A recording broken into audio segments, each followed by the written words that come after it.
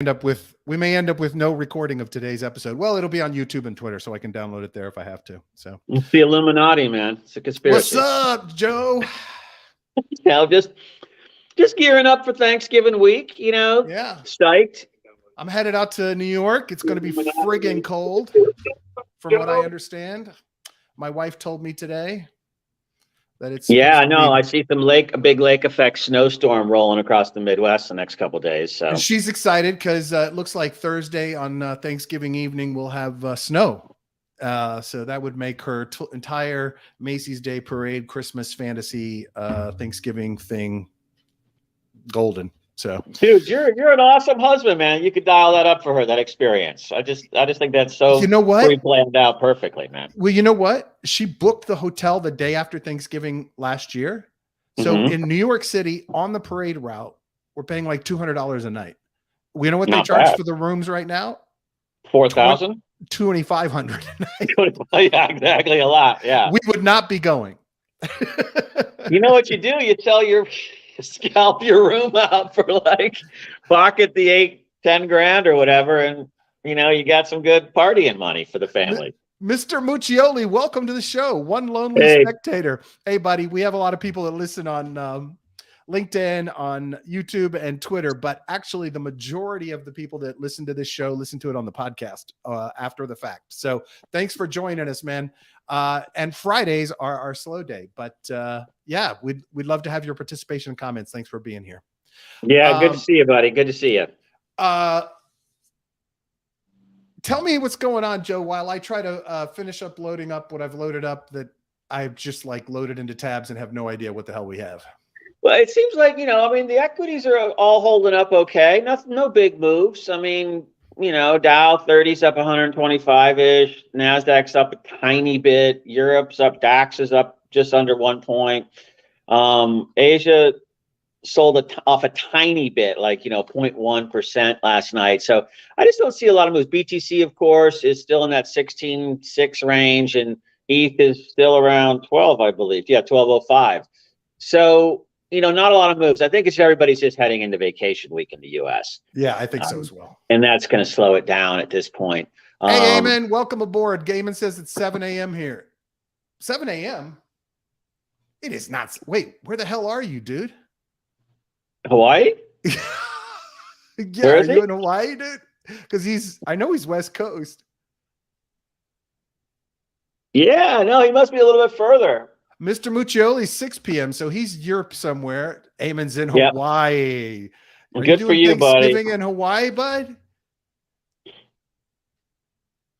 I guess so. Yeah.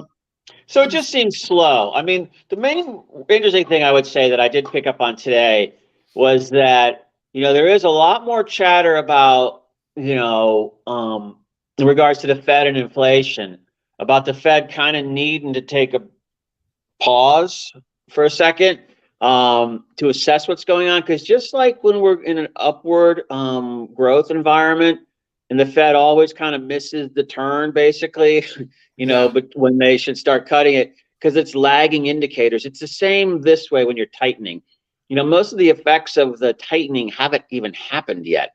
It's still months out.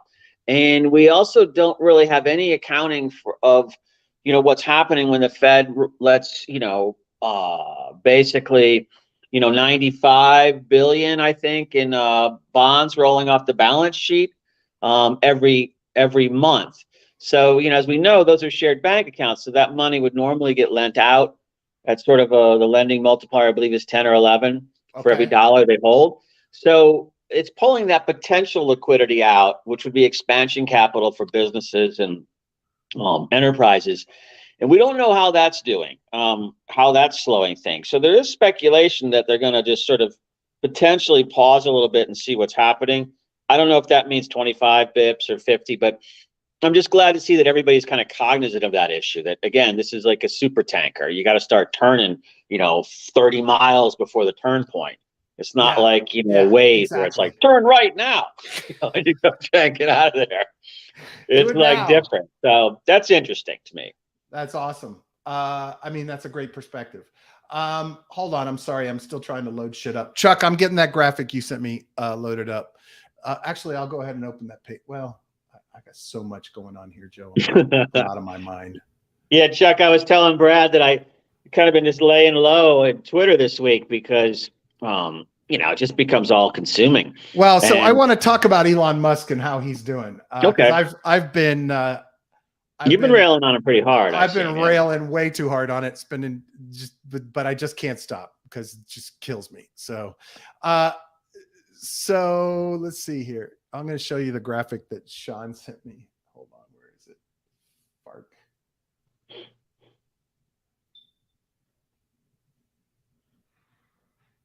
Okay. Anyway, so where the hell is the graphic?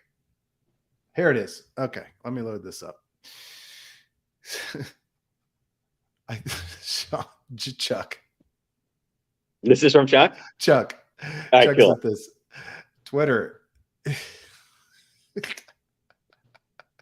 Is Henry Kissinger even in this thing?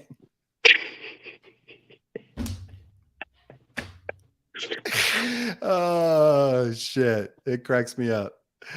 Mr. Muccioli says, fully deployed after the FTX implosion, CPI and energy prices decreasing. Yep. And as Joe said yesterday, pot prices are decreasing. Housing market, I saw down 24% in sales. No, the other not prices, sales. Yeah. Well, because there's no point in selling. If price is dropping and you locked in 2 years ago at like a 1% mortgage or something, why would you sell? Yeah, exactly. Because if you sell and reload, you're going in at 7%. Yeah. And it's there's a lot of supply. But what I did see quickly, I wanted to say, Zillow, of course, has its own team of economic researchers and was all over this issue. And there is an issue within the CPI number that it's recording the historical value of a lease. And I'm talking about the rent component of that inflation instead of the current lease, what the leases are listing for now, which are already lower. Yeah. So the Zillow leases people are signing now are, at that like 2% inflation growth rate versus the, it was like at 6, I think, in real estate a couple months ago. And that just hasn't caught up because CPI measures the existing leases. Got it. So there is a delta there of, it sounds like about 300 bips or so in between the legacy current leases signed and the future ones that are being signed now. So that, they're kind of saying that's already at 2% in the real world. So again, the Fed's looking at all this data, trying to figure out what's the best guess. Yeah. And you look at that, you're like, okay, well, mortgage rates at 7, like you said, sales are down 24%. And now we see rents starting to tail off in that CPI calculation. So, is it already tightened, and, but you hear other Fed people, I think Bullard was saying that, Lagarde was saying that the IMF person was saying that it doesn't matter. Recession isn't going to stop the inflation. And so now you got people saying, no matter what, we're just going to keep cranking up rates. Now that's the IMF. So it's, they don't crank rates, but they influence it. So, we're in uncharted waters. So we just need to kind of be patient. I was listening to a guy the other day yesterday on Peter McCormick's What Bitcoin Did show. Mm-hmm. He owns a network of podcasts that are all focused around investing and money and economy and all that stuff. And he was wondering whether what the Fed does actually slows down the supply chain, but doesn't slow down inflation, right? Like, is there the potential that what they are doing actually harms more in the supply chain first and then leads to increased prices anyway, because the supply chain can't keep up with the current customer demand? And does that actually equal higher inflation because of it? I have no expertise to speak to that, but I thought it was a really interesting point of view.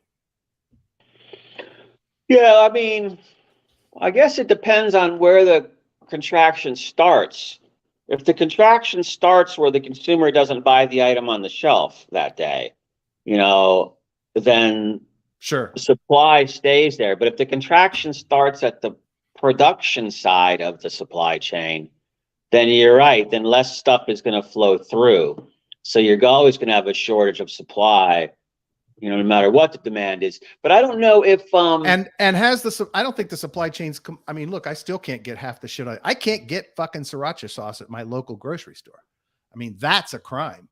Can you get it on Amazon Prime? I can for $13 for the smallest bottle. Ouch.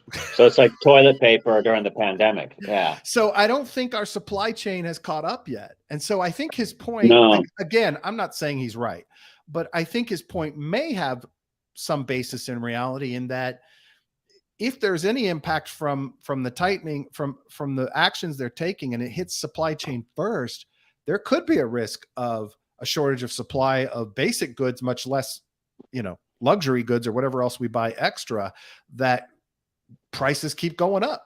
And so I don't know what that ends up being or looking like, but I just thought it was a really interesting take. It is interesting, because the thing is, how does it affect, since so much of the supply chain is external, I'm talking from a U.S. perspective again, so much of the supply chain is external to the U.S., then Fed tightening shouldn't affect that side of the supply chain other than DXY, dollar appreciation from capital inflow in, so giving strength to the dollar. So that tells me that there would be downward pricing pressure at the point of production versus upward. So, but it's definitely an interesting thing to think about, because,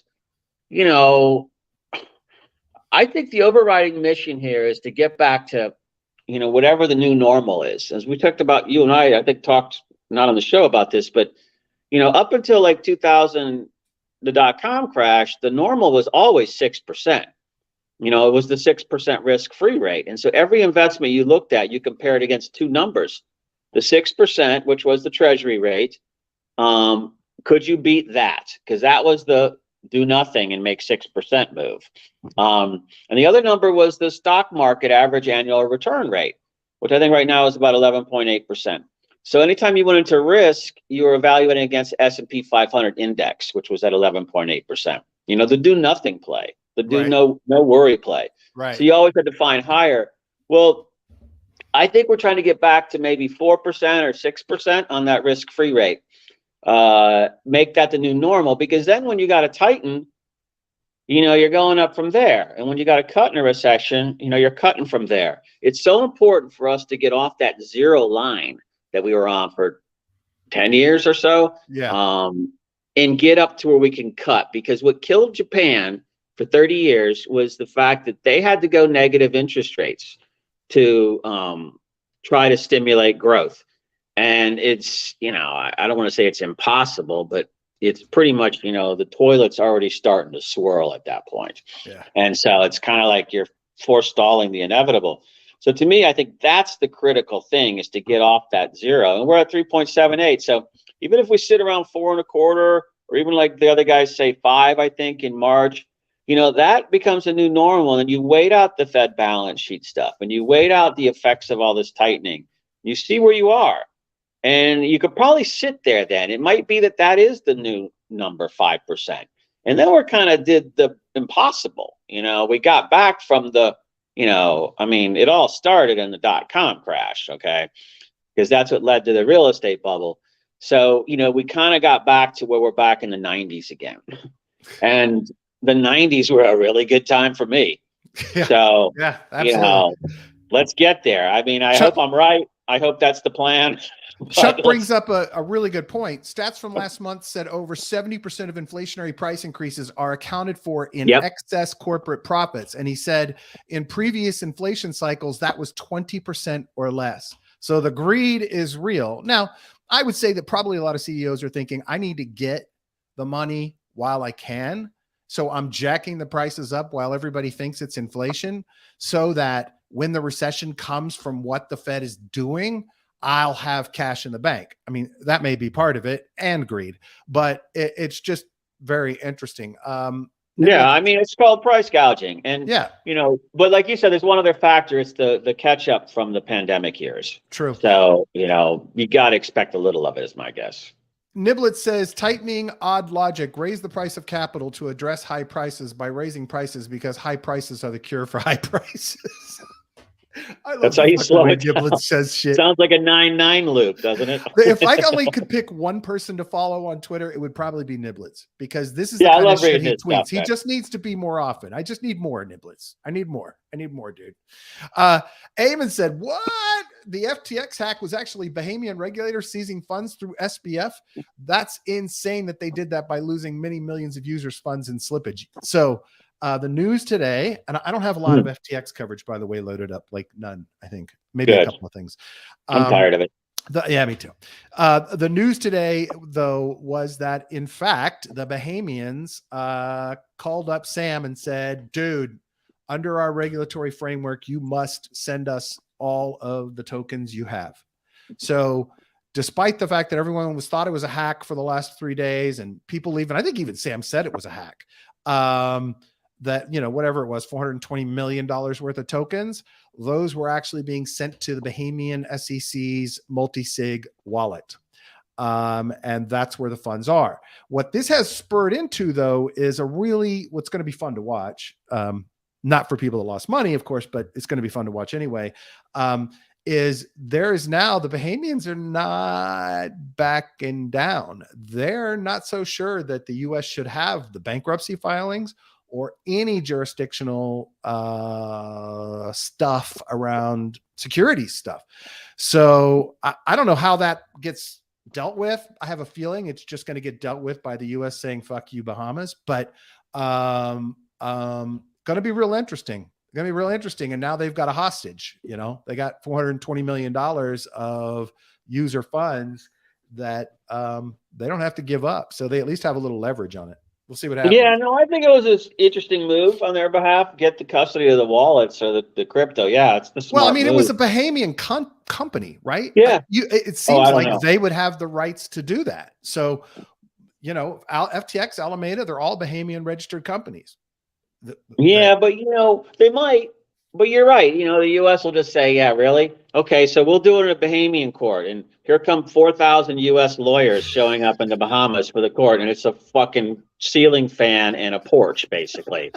And so they can say, really, we're going to do this here? Or, why don't you guys keep 10% of that loot and send the rest to us, and we'll do it in New York and put you in all the press releases. There you go. That's it. Yeah. Who knows? Who knows how it's going to work out? But that's it. Now, this is not DeFi related, but I just can't help but comment on the Elon Musk Twitter takeover train wreck, because it is such a train wreck. It's a thing of beauty. I read an article recently where there was a craze way back late 1800s, early 1900s. I have no idea when it was, but where as a spectator sport, people would get two big old train engines and run them at full speed on a track at each other and smash them up.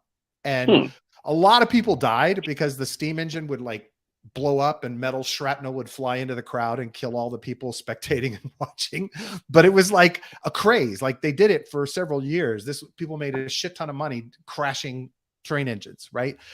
That's what I feel like watching Elon Musk take over Twitter is like. It's like, I'm hoping we don't all get hit with the shrapnel and Twitter goes down. But yesterday, was it yesterday? Day before yesterday or yesterday? He sent out an email. Day before yesterday, he sent out an email to everybody. And the email said, look, every employee, he didn't pick and choose. He had no idea who has what expertise. He has no idea who holds the keys to the kingdom. No idea who's mission critical. Nothing, fucking nothing. Sends an email to every employee that says, if you're not willing to work hard, you're not willing to work long hours and weekends for Twitter 2.0, no incentives, no, hey, I'm going to make sure everybody's rewarded, blah, blah, blah. He's already said he thinks the thing's about to go bankrupt. Sends this email and says, if you're in, click this button. If you're not in, you're out with 3. If you don't click the button by tomorrow at 5:00, you're out and you get 3 months severance. Now, first of all, if I'm mission critical, dude, if I'm the guy that I know me and my team, he ain't going nowhere with this fucking platform without me. I'm like, thank you very much for the 3 months free pay. And here's my phone number when you need to negotiate my new $1.5 million a year salary. Right? Because how fucking stupid is this? This is as stupid as the CAO of Alameda, like Sean said yesterday, announcing the price they were willing to pay for fucking FTT. Right? This is how stupid this is. And this is how big of a train wreck he is. Because you don't acquire a company and then just start shredding people before you actually fucking know how it functions, especially a software company. You don't know who controls the servers. You don't know who controls the code. You don't know who knows the code. And this whole arrogant attitude that I can just hire a bunch of fucking people that love me and we'll make it work. It doesn't work that way. That is not how software works. There are people in that company that know specific functions within that system, and nobody else knows how to deal with it. No matter how much documentation there is, it doesn't fucking matter. They know that there is 13 years of legacy code in this system. This is a nightmare. This is insane. So what happens last night? 75%, currently 75% we know of Twitter employees said, fuck you, give me 3 months. Right? They didn't push the button. Didn't push the button. The deadline was 5 p.m. last night? The estimates are he's down to 750 people from 7,500 when he took the company over. Well, it's like the one thing I saw in his statement that just was just so over the top to me was somewhere in that tweet. It says something like, you got to be something like, 120% excellence is the passing grade. Yeah, that was it. It's that like was the letter. I hear shit like, is that the letter? Okay. Yeah. When I hear shit like that, I'm like, go fuck yourself. I'm out. Look, it's like, it's just so dismissive of, like you said, software talent, which, having a big IT services background as you do, we know that the developers are the talent. They're the artists. Absolutely. You have to manage them a different way than you would manage, say, a line manufacturing laborer. They're like all over the place. Yep. And you got to let them run. And you cannot throw down ultimatums to them, because that's when they just say, go fuck. And here's what I wrote in my thread about this. Mm-hmm. I said there was zero reason for maximizing his pain and accelerating his risk to get there. Right. I said it may survive. It may be okay, but it's going to take a shit ton of a long time to dig himself out of it. And it's going to cost him a lot of money. But he comes in, he immediately starts denigrating every employee in the company, talks about how shitty it is, how much they're all assholes, blah, blah, blah. He denigrates specific types of work, says nobody's worth anything except the developers. Everybody else is, collateral, fuck you. And then he tries to force this hard work culture with no incentives. Like there is no reason, right? So, and then it wasn't enough, all of that. Then in this first week, he alienates his only source of fucking revenue besides his verified accounts. And that's the advertisers. And it's like, dude, this is like somebody tweeted this earlier. This is like a case study of how not to do an acquisition. Like you don't go in and start shredding shit. You figure out what's there. During .com, I was in a company that acquired 17 web hosting companies. We made us the third largest web hosting company in the world, right? If we had done this shit, we would have been down to 3 web hosting customers, right? It's just not how you do shit. It's not how you make sure that you're covering your ass. It's not the safe thing to do. And it comes back to everything he does is ego and arrogance. I know better than everybody else. I don't know how to do it. I can do it how I want to, and fuck everybody else. And look, Twitter may be fine. It may run on autopilot for 6 months, but it's going to cost him a bloody fortune to hire people to spend 3 months just trying to figure out how shit works. He's already down 30B on the deal. So exactly. What would you, if I was him, if I wanted to retain all those workers and get them jazzed, I would have said something like, I'm taking 1% of my stock in Twitter and turning it all, or we're issuing 1% in equity and options, and you guys are going to peer review everybody to see what the allocation is of you. And if you guys bust your friggin' ass and we hit targets, those all vest immediately. Exactly. That's what you say, man. Yeah. Of course. And it's just this feeling of this God complex that nothing can harm me and everyone loves me. And so I don't have to worry about it. And Shuck said they locked the doors at Twitter last night because they don't know who can come in and literally burn the place down. And they're not opening it up against Monday. They had no idea. Again, he sends out this email. They have no system for handling it. Did every member of the, what happens if every member of the HR team takes the deal? Well, no, but did you hear, speaking of what Chuck said, did you hear that, like, they fired the guy who was in charge of, I think, badging. And so there was 60 people at the O'Hare Airport rent-a-car parking lot trying to get the frig out. And they couldn't because nobody's badges or cards or anything were working. So they locked themselves out. Yeah. It's just ineptitude. I'm just really, God knows what the hell's going on at Tesla and SpaceX and all those places. But it just sounds very, very FTX-like. Yeah, Elon says, Niblet says, Elon seems to need a business model based on government contracts and subsidies for cover for his poor business ops. This is what happens when a hustler runs the show. Look, we don't have an electric car industry without Elon Musk, at least not where it is today. We don't have the level of privatized space and the advancement in privatized space that has moved the space programs ahead dramatically without Elon Musk. Can't deny it. He's a piece of shit. I don't like him. I don't like how he's become. I don't like his attitude. I think he's an idiot for alienating, every moderate and liberal Democrat that was buying all his fucking cars. Stupid. Yeah. Stupid arrogance again. But I'm always going to give him those. I'm going to give him credit for that because we don't have it if we don't have him, right? At least not as fast as we are. But that said, there's just, he's surrounded himself with people who aren't going to tell him no. Because he bulls in a China shop everything he does. And so people are scared of him. And so now nobody's saying, dude, what are you doing? What slow the fuck down. You're going to destroy this thing. So anyway. But he did, we wouldn't, as Sean says, you see Sean's comment? Yeah. Apparently the vast majority of accounting quit. They don't have anyone to even cut payroll checks. HR is gone. Their moderation team is gone. Most of the devs and ops people are gone toast. Yeah. And look, guess what? They're all going to have to come back and they're all going to ask for a shit ton more money and keep that severance. But there's going to be a massive write down there, dude. There's like a $30 billion write down coming on the investment side. So, everybody was screeching the fucking sky is falling about Sequoia and their $100 million loss at FTX. Oh my God. Wait till you see this shit shake out. I think it's as bad, if not worse. Because, and I also am sick of all these billionaire libertarians that, hey, there should be no rules. Why are there rules? Nobody needs any rules. Yeah. But when they were coming up, they were taking every single government handout available to them.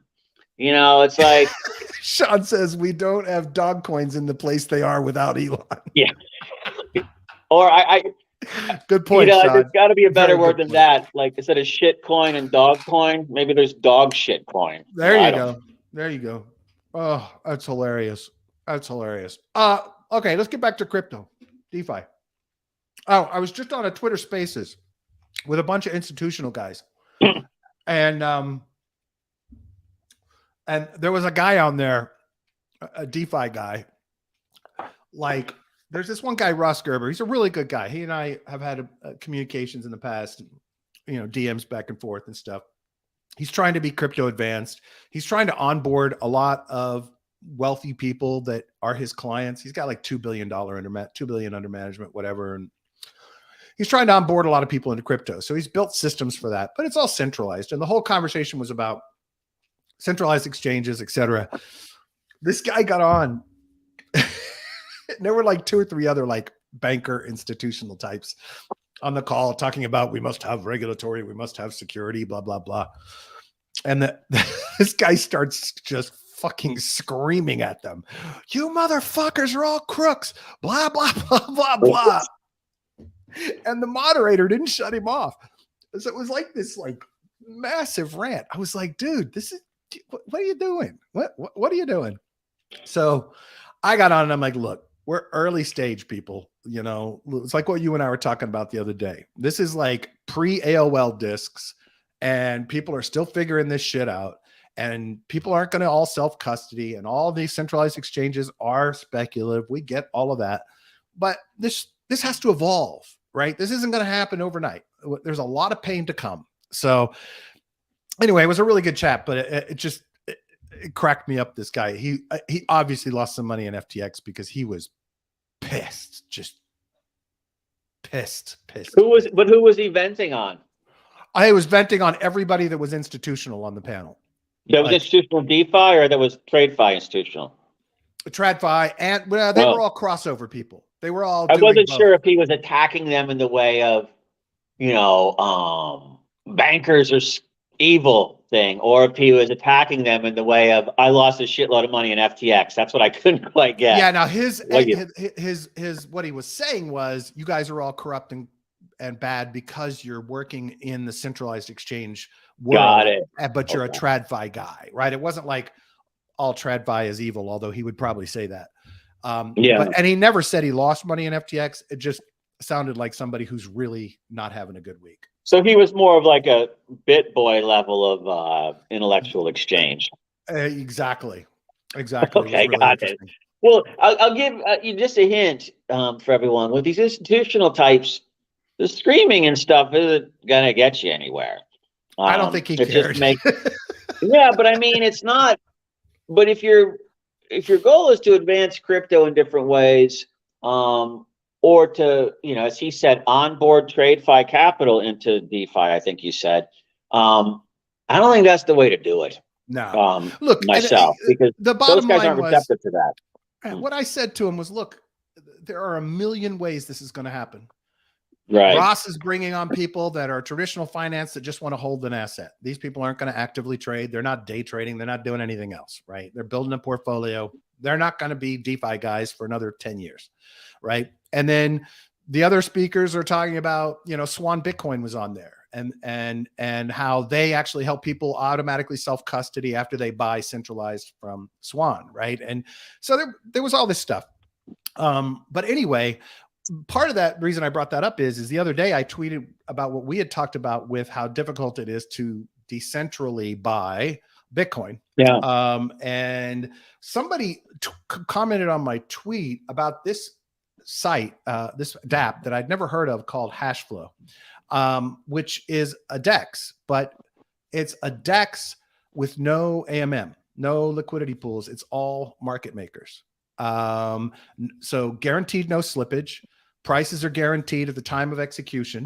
So it's not truly a decentralized play, because I'm sure these market makers are automated. Don't get me wrong. I don't think it's a human being going, okay, I'll pay $1.25, right? But there is no liquidity pools. So there's no slippage. So you get faster speed transactions, and it is all on chain, right? But I thought it was really interesting. So I'm just going to recommend people check it out. I haven't tried it out yet, but I am gonna play with it a bit because I really want to see what it is. But here's the thing: it is cross chain, it is instant settlement, it is no slippage, and trades settle in 3 to 6 minutes. And I'm still looking for and trying to find details on how fast price comes back from these market makers, right? Because if price comes back fast, then this is a segue for me off of Binance US for our MTF indicator at Material Indicators, right? This gives me the ability to have, if the price speed is good, then I'm good, because I know I'm going to be able to buy at that price and then turn around and flip and close at the price I want. So anyway, hashflow.com, it'll be in the show notes. Found it very interesting. Had a bunch of other suggestions. Thorchain. Somebody also suggested BISC for buying Bitcoin in a decentralized fashion. I do think that all of these obviously require you to have some other token. You're not like connecting your credit card to it. But they are ways to actually buy actual Bitcoin, is the point that people are making in responding to the tweet I sent out. So, for some reason, I thought BISC also was like a bunch of other tools, but it may be another name I'm confusing it with. But anyway, so evidently BISC allows you to do that as well. So I mean, so Brad, quickly, the only in this discussion, what we're just trying to do is avoid having to go to a centralized exchange to buy because of exchange risk, right? If you're somebody that's doing day trading, if you need trades to execute rapidly, if you want to be able to trade multiple pairs and be able to trade things like Bitcoin, et cetera, that's why hash flow came to mind for me, right? Like, if you're doing that kind of trading. Otherwise, a DEX is fine for you. If you're portfolio building or whatever, then a DEX should work for you as long as you're comfortable with buying wrapped Bitcoin. I think Sean has a giant stack of wrapped Bitcoin because he trusts the humans that are making wrapped Bitcoin. There was I think it was on Shardium. There's another one maybe similar to what you said, Hash. I think it was called Chain Hash. I think it's on a couple of networks. I mean, we don't have to talk about it today, but I think they were doing something kind of interesting with not margin trading, and maybe it was perps. I can't remember, but there was a way they were doing something kind of clever, and I'd recommend checking that out too. As one, send me the link. I'll put it in the show notes when you okay, cool. Okay. But yeah, there is lots of new stuff out there, and I'm glad you're picking up on. Thorchain is one that I have heard mentioned in the past, obviously, but I just never dug in. Right. Absolutely. Found this site, Sean, called Hoseki, which is a collateralized lending against Bitcoin, reading wallets. So self-custody, from what I understand, self-custody, like, so you can it shows you, cold card, ledger, Trezor, or you can use an exchange, but you can borrow against your Bitcoin. So you're not selling it in order to buy a house, whatever it may be. Do you, in those solutions, I guess my question is, because the idea is it stays in your wallet. I mean, I get it, but what if something goes wrong? How does the protocol pull it out of your wallet? I don't think they do. I think, but you don't give us custody of their funds. Connect your wallet, track your investments, export personal report, generate their certificate of ownership. Prove you have money. Because I just don't know how they go out and get the yield without having your. Well, how do they get the money back from you if you default? Yeah, I don't know. So I know there's got to be some clever solutions there in these various ones, because this is kind of pitching on that like holy grail solution that we want, which is where everybody maintains their own crypto and their own custody, but yet you can magically stake it or pledge it. We used to do pledging transactions back in the day where people might just pledge you a building and then you went and got finance on it. I mean, maybe they're kind of trying to recreate that market in crypto, but anything like that prevents people from losing their crypto. But at the same time, how does the protocol make the adjustments? Maybe what they're doing, like if you're doing a mortgage, maybe they're doing the traditional way. You prove you have the money, you get the mortgage, but there's a lien on the house. Yeah. That would, I guess, a lien against the stuff in your wallet. That would have to be something like that. Yeah. Yeah. I don't know. I'll dive into it a little more. I just happened upon it the other day when we were talking. I forgot I had it open. So no, but this is something you and I have been chatting about for a bit. So I didn't know that they were getting this far along. That's what's cool. So I'm curious. I wanted to ask. Oh shit! I don't have the original tweet loaded up. So there was this tweet that Cointelegraph put out. And I've seen this, they have this product called Markets Pro, right? And it's a trading tool. It's a dashboard and indicators, et cetera, standard tools, kind of like what Material Indicators produces, right? But they put out a tweet claiming like between 90 and 167% profits during the downturn, utilizing their tools. So I'm putting out a call. It's $100 a month subscription, but I'm putting out a call to anybody that listens to the show.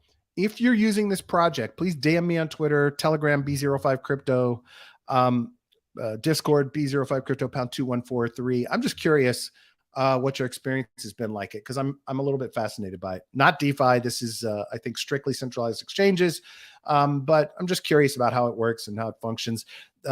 They don't do a good enough job of providing enough content for people. So Sean said, my ledgers are wrapped in lead. That's all the wrapped BTC I own, dude. Oh, we lost Joe. Joe died. No, not literally. All right. So if anybody's done that, the guys at an ancillary product to Beanstalk is out, and it's called Roots. And the Roots protocol has its own token called Roots Money, but Roots protocol is a betting platform. And the way it works is they are building tools that allow people to make use of the money they have in the Beanstalk protocol in order to utilize what you get, the derivative you get representing what you have in the protocol, so you can participate in the Roots protocol for betting. So they're doing betting on the soccer World Cup, football World Cup, and they've released a token that has a bunch of claims about liquidity. I wonder if Eamon's still around because he knows this shit a lot more than I do. But anyway, interesting. I love seeing things being built on top of Beanstalk. I do personally have some investment in there, so this is not investment advice. Do your own research, but really happy to see things being built and launched on top of the Beanstalk protocol. A little bit more news at the same time on the same day from Beanstalk. They released an entire SDK so people can make use of the protocol in their applications. And they released a tools called Pipeline and Depot that I have no clue about, except that it allows multiple actions within the EVM to be included in a single transaction. So I would assume that would save gas costs and execution time, but don't have enough details on it. But again, just glad to see Beanstalk folks producing and launching and building new shit. Was that Joe coming back? Joe's back. Joe, how are you, sir? Sorry about that, guys. Just getting ready for the weekend. Really?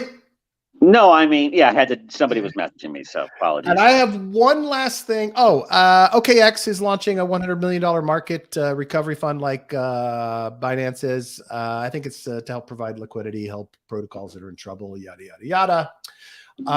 This is interesting. Ms. Anti-Crypto Molly White is releasing and updating a contagion chart for FTX, which I found pretty interesting. So she's like mapping out and charting out the contagion levels for the whole entire FTX. I mean, her entire mission is to like take down crypto. She hates it. It's evil. She's the one that led the way for Wikipedia not taking crypto anymore as donations, which is just fucking stupid. She's created this chart. She also has a website that lets you see the latest hacks and problems in crypto. I actually think it's a service to the crypto industry to have it, but I thought this was just interesting, and tried to get her on the show. She ghosts me. Niblet says BS has held up great through recent downturns. Beanstalk holding a stable floor with a chance for an upside. Yeah, I think it's been doing really well. I'm excited about that, and I'm hoping to see even more activity from the system. This was really cool. And I don't know all the details. It's been a busy week. Tapioca DAO has built what they're calling an options airdrop. So the idea is, instead of, the problem with airdrops is people game it constantly, right? People are stealing funds because they game transactions, multiple wallets, et cetera, et cetera. So the idea behind this is it actually is going to do American style call options using its token. Instead of distributing all the tokens in mass. So essentially it's, contracts that give the recipients the option of purchasing it later at a discount. So it's not a free airdrop, but it's probably, deeply, deeply discounted, and gives you a way to make the distribution fair, right? So you buy the OTAP token, which gives you an option to actually purchase those tokens at the deeply discounted. So it's like a SAFT or a safe agreement that you're investing in the protocol later. Seems to me a very simple and clever way to solve the cheating in airdrops problem. So anyway, because it shows you have some level of commitment, right? It makes you actually buy in a little bit, but you're expecting that the value that you're going to get from the airdrop is going to be already greater than what you bought in with.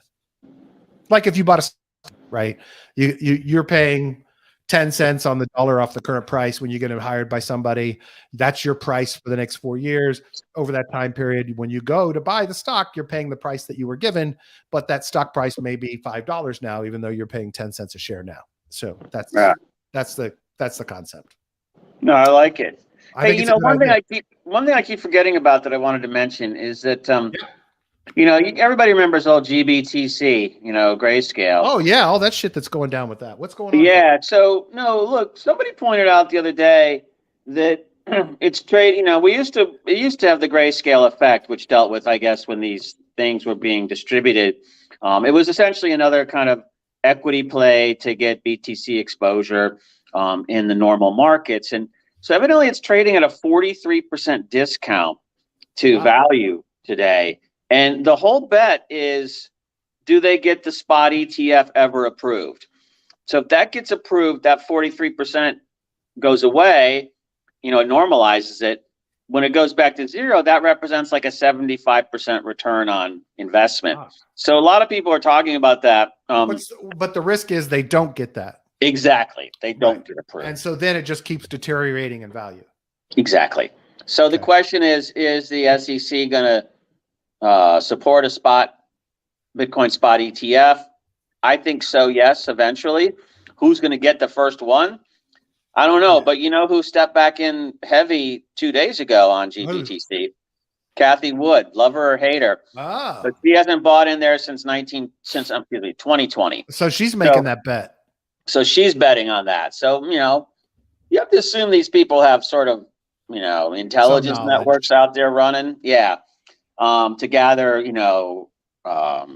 well, Congress has been screaming. Senator Emmers and others have been screaming at Gensler about what an asshole he's being about the ETFs. So maybe that pressure is building, and they have word that that it may get approved soon. Yeah, I mean, so, and also then of course the other one everybody talks about there is Coinbase, and whatever. But the point is that there is talk about some people looking at picking it up. Basically, it's just at what price, and and I think the play there would be debt. We have to be a different size wallet to do this one, but when that liquidates, you don't want to be holding common stock if it does, because we know what happens there. You get nothing. Yeah. So there is some play happening there. I would stay away from the common stock though, at least long term. Maybe there's a play there in the short term, but two kind of TradeFi crypto-y things. And again, MicroStrategy, I'm not even paying attention there, but Sean has said that he thinks that all the debt's being serviced. And I've seen, remember that when they pulled it down from, well, not Silver Lake, but it was somebody like that. And I think their LTV was like 50%, loan to value with a whole bunch of BTC in reserve. So I'm not really worried there, but, kind of look at those opportunities and see if any of that makes sense for your portfolio. Yeah, absolutely. Absolutely. That's all I got for today, Joe. Dude, you got a big vacation coming up. I'm psyched for you. Woo. All right. Listen, to all those folks that celebrate, happy Thanksgiving next week. Please, if you got some ideas or thoughts for the show, don't hesitate to DM Joe or myself on Twitter. We are both open to hearing what you have to say and your thoughts and ideas. I'm sure we'll have a ton of friggin' news build up next week, so that we'll be very busy the following Monday. Shizzy says, great show, guys. Thank you, Shizzy. Niblets, by the way, said, send your money to Canada. We have plenty of BTC and ETH ETFs. Yes, well. Is that it to niblets.io? Is that where it goes? Yeah, it's niblets.io. I'm going to try to catch up on Niblet stuff, some stuff I have from Eamon, and some other stuff that's been backed up while on the plane and sitting in the airport and sitting in the hotel room at night. So appreciate everybody sending that and keep it going. Shizzy says, enjoy your vacation, Brad. Joe, I expect you live. You can do it. There it is, Joe. The challenge. Joe. Niblet says he'll post his wallet address for the Niblets ETF. There you go. Hey, make sure you got that 10% carve out for the DeFi Lunch wallet. Not financial advice. Do your own. Yeah, well, we got to get our cut. Yeah, exactly. Exactly. Yeah, we're all kidding, of course. Yeah. Thank you, Niblets. Thank you, Shizzy. Thank you, Sean. Thank you, Chuck. Thank you, Mr. Muccioli, for joining us. We appreciate you being part of the community. Thank you, Eamon. Really love having all of y'all on. Thanks for being here today. And I hope everyone has a fantastic week next week. If you're listening on Apple Podcasts or Spotify, please rate and review us there to help us boost our rating in the algorithm and so people can find us. If you're watching on YouTube, please click subscribe, click the little bell so you get alerted about our episodes. And while you're watching right now, please smash the bell so that we also get a boost on the YouTube algo.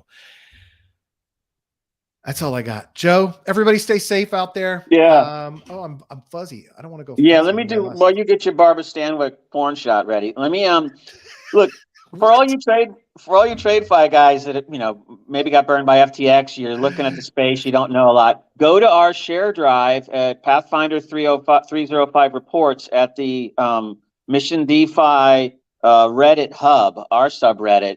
And there's tons of stuff in there on Metaverse from like HSBC and EY and McKinsey or DeFi or crypto. There's a basic crypto report in there that all you gals and guys should read before you do anything.